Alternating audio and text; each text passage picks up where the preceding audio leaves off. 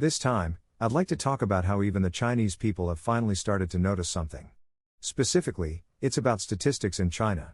The authorities in Shanghai announced that last year, in 2024, they managed to keep the unemployment rate at 4.2%.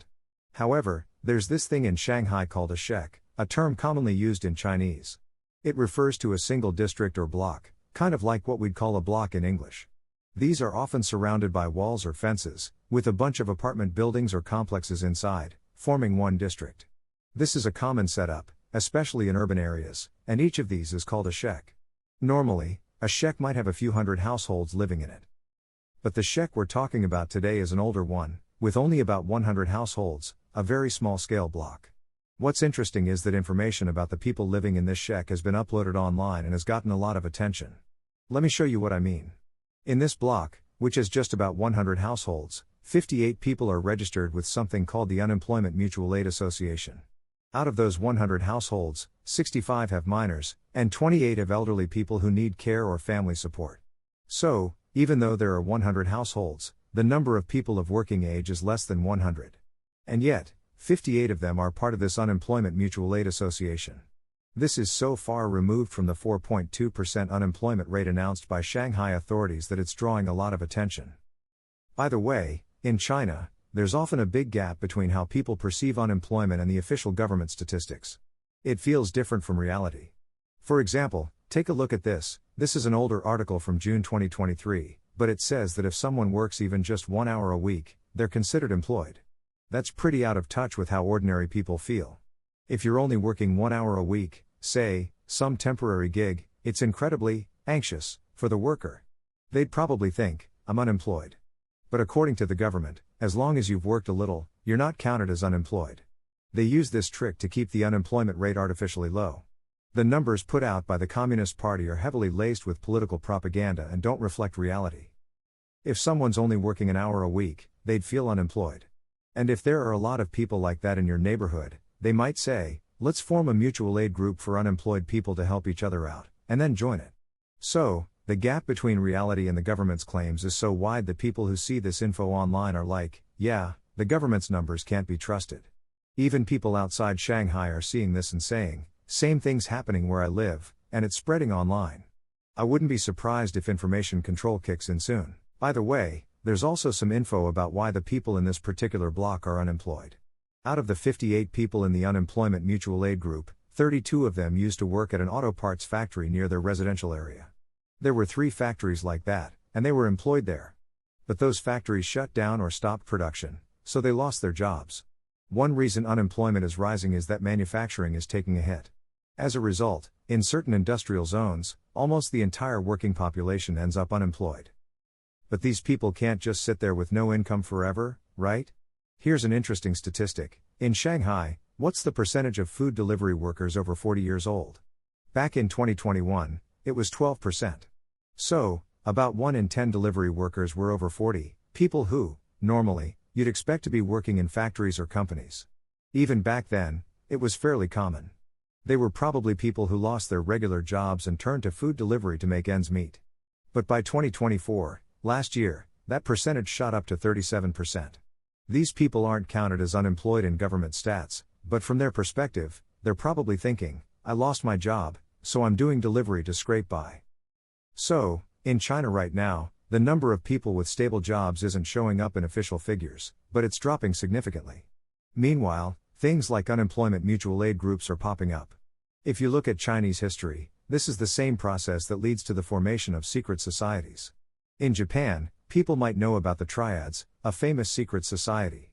It started as a mutual aid group among people in the same trade. But as more people join, it grows into a major force, one that can even shake society. As China's economy worsens and people can't survive on their own, those in similar situations band together and form organizations. Historically, this has been a factor that destabilizes the ruling regime. Right now, these groups in China are still small, but whether they'll spread across regions, connect with each other, and grow bigger is a very interesting point to watch. But that's not the focus today. What I want to talk about is why China's ended up like this. It all comes down to the Communist Party's failures. China's domestic economy isn't functioning at all. The Chinese economy relies entirely on exports. Why is the domestic economy weak? Because domestic demand is weak. And why is that? Because the vast majority of Chinese people don't have much purchasing power. Sure, there are some rich people, but most can't even afford cars or household appliances. If money circulated to people who'd say, if I had cash, I'd buy a fridge or a house, and they took out loans to buy homes, fridges, microwaves, whatever, the domestic economy would boom. But that's not happening. Why not? Because, compared internationally, Chinese wages are low. If you raise wages, China loses its competitive edge. From a business owner's perspective, they maintain international competitiveness by keeping costs, including labor, low. If costs go up, Chinese products stop selling. Chinese goods don't sell because they have some unique performance or quality, they sell because they're cheap. To keep costs low, companies don't want to raise wages. They don't care about ordinary people's lives, they just want to make it easy to sell overseas, so they keep salaries down. As a result, wealth isn't distributed enough to regular Chinese people. On top of that, China uses a consumption tax system. People don't always realize it, but they're taxed quite a bit.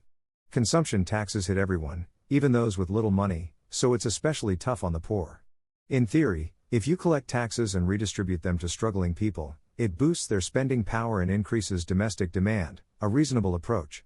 But in practice, the Communist Party decides how to use that money. They say they need budgets to help the poor, and local governments grab funds under that pretext. But most of the money labeled for poverty relief ends up in the pockets of those with vested interests, and poverty never gets solved. For example, they might say, we'll improve sewage systems for poverty relief, and claim they spent the money on it. But in reality, they just install a few manhole covers and call it a day, funneling the rest to companies tied to party officials. So even when the Communist Party collects taxes, it doesn't serve the purpose of redistribution, it's just for their own gain. They keep taking more and more tax money for their own interests. Public utilities are also a huge Communist Party racket. They could be cheaper, but they charge a lot. Consumers can't opt out, they can't say, I won't use electricity or I won't heat my home in the cold, or people would die.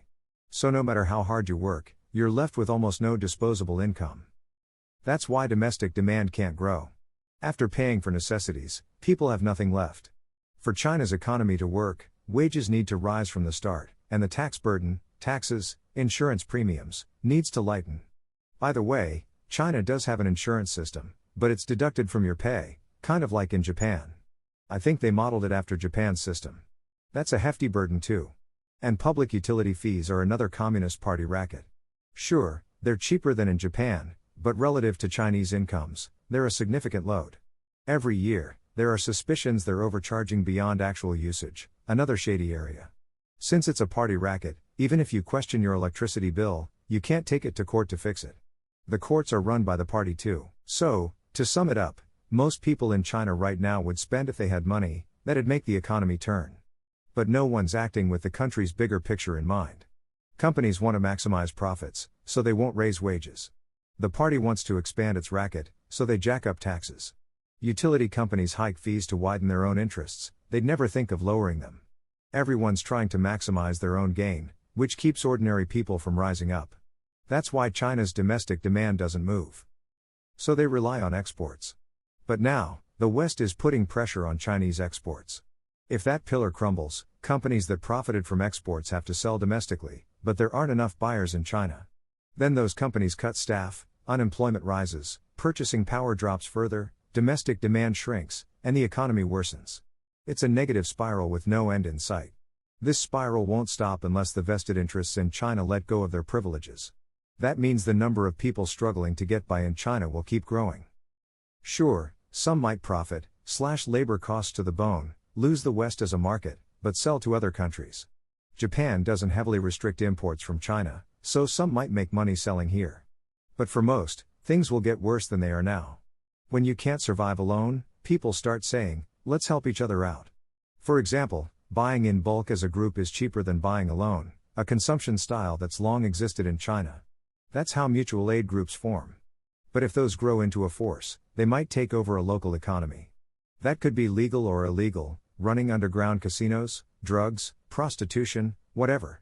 When you can't earn in the legit economy, people turn to the shadow economy. Whole regions end up controlled by these groups. Actually, places like that already exist in China. Can the Communist Party keep them in check? Not really. Sometimes, low-level party officials even join these groups. I think that's the direction China's heading. So, I typed all this into an AI and asked, would there be any issues uploading a video with this content? The AI got mad at me and said, make videos with your feet on the ground.